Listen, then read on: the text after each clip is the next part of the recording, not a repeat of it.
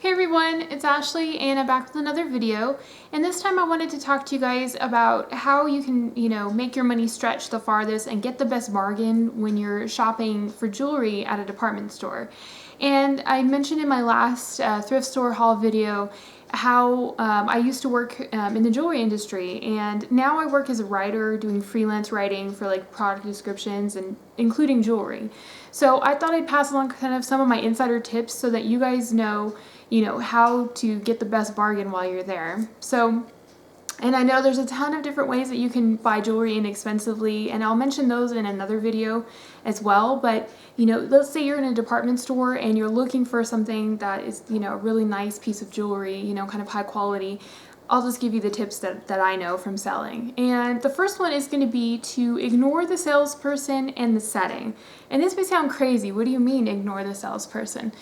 Well, when you're in jewelry sales, they basically, the managers will give you a lot of training, and all of this training revolves around basically how to sell something to a customer, how to make the buyer pick out a piece of jewelry, while they're there, how to make them fall in love with that piece of jewelry. And it's basically like creating a romance. And it sounds kind of crazy, but the setting is always beautiful. They always have great lighting.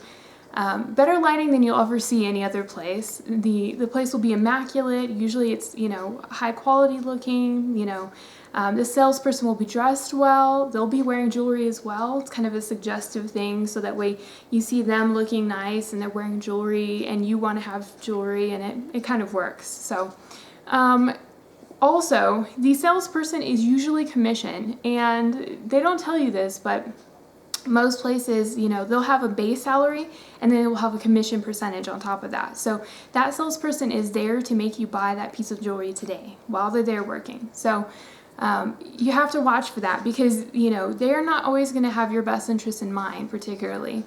And also, they're looking for the highest price. If they can get the best deal out of you, they get a higher percentage. So it makes more sense. Also, the kind of, language that they're going to use is designed specifically to get you to feel emotion, to invoke emotion about buying. This is something that I do, with my writing, particularly for product descriptions. I'm trying to convey a feeling to you that makes you want to, get that piece of jewelry. So just as an example, if you have here's a necklace.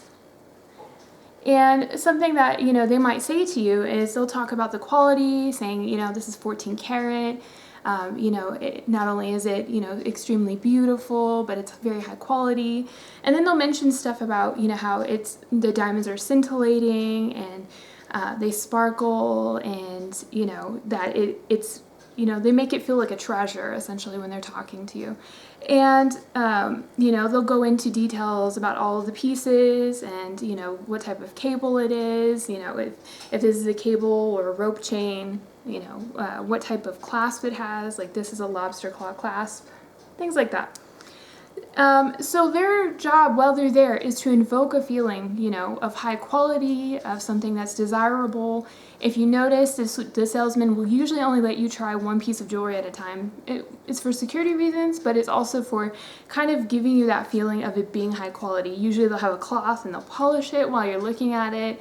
They'll display it for you on a nice little mat, all of those things. So basically, try to ignore the crazy setting, because it's going to give you that kind of emotional feeling, and also try to ignore the fact that they're trying to romance you into that piece of jewelry. So if you can ignore that, it's easier to find the bargains. The second one is to watch for special sales, and this is something that the salesperson will not tell you. When I worked in jewelry, I did, and that's probably one reason I got a lot of sales is, I would ignore the fact that, I'm trying to make money temporarily, and I would try to tell them this is the specific sale that's coming up, and I would give them my card and they would come back. And I made more sales overall that way, but a lot of salesmen won't tell you this. There's specific sales and they know in advance what they are. So, if you can find the specific sales ahead of time, it's a way better bargain for you. You're also going to want to check clearance, and most, department stores will have kind of like a clearance section, and one reason for this is the markup is extremely, extremely high on jewelry. You're looking 300 to 600% markup on jewelry. So sounds crazy, but even on clearance, they're making a killing off of you. So, keep an eye out for those clearance pieces, and eventually things will hit clearance. The next tip is to, along with the special sales, is that salesman, if they know that you're not buying today, to save that sale, they will tell you, that they can hold the jewelry for you for that specific sale, or they can write up a receipt sometimes, and, for you to come in and they'll hold that piece of jewelry aside for you. That sometimes happens. Also, they can just, give you that information about that special sale. If they know that you're not going to be buying today, they'll try to save that sale. So, if you make it clear, I'm not buying today, but I will buy if there's a good sale, then they'll let you know. So, the next tip is to check the ratings on the jewelry. And this may sound kind of, interesting, but, you go to a place that sells, jewelry, a high-end department store, and you're thinking, it's all great quality. It's actually not. There's rankings and tiers for, the quality of the item. So, see if they have a certificate, of authenticity, independent rating certificate, and there's 2 different places I believe that do independent rating, and they can tell you the cut, the color, and the clarity of the stones within the settings, particularly diamonds.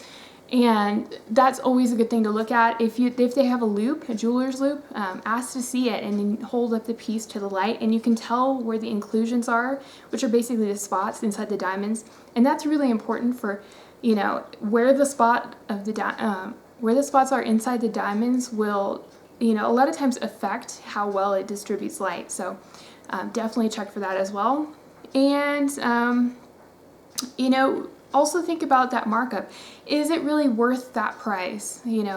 On very specific special pieces, I would say yes, but a lot of times you're going to find, better deals if you shop in different areas, rather than a department store. And my final tip is to shop around. And I know we all go to like department stores, and it's beautiful and it's well lit, and you think, I have to have that piece. Well, a lot of the pieces are made by, manufacturers who distribute to multiple department stores. So if you see this piece in one particular area, chances are you're going to see it at other stores. There's a few stores that produce, select type of items, and those ones I understand if you buy that at that specific chain. But most of the time, most pieces, especially wedding jewelry particularly, you will find that at most stores, the same type of thing. So shop around, don't be afraid to find out the price at one place and go to another, and, it's still going to be there. They're still going to have, that ability to order that piece in too. So, just look around and definitely price shop and price match if you can, make sure that you find out when the best sales are. Typically, you're going to find, decent sales on Mother's Day and Valentine's, and sometimes they'll do like customer appreciation types of days. Christmas time is good if you can get there early. And all of those sales, my best tip is get there early, because the highest quality pieces that are the cheapest usually go within the first few hours. So I hope you guys enjoyed these tips for, saving some money when you're at a large department store buying jewelry. And I'll have another video or 2 up about other ways that you can buy jewelry inexpensively. And if you like this video, please like and subscribe, and I'll see you guys later. Bye!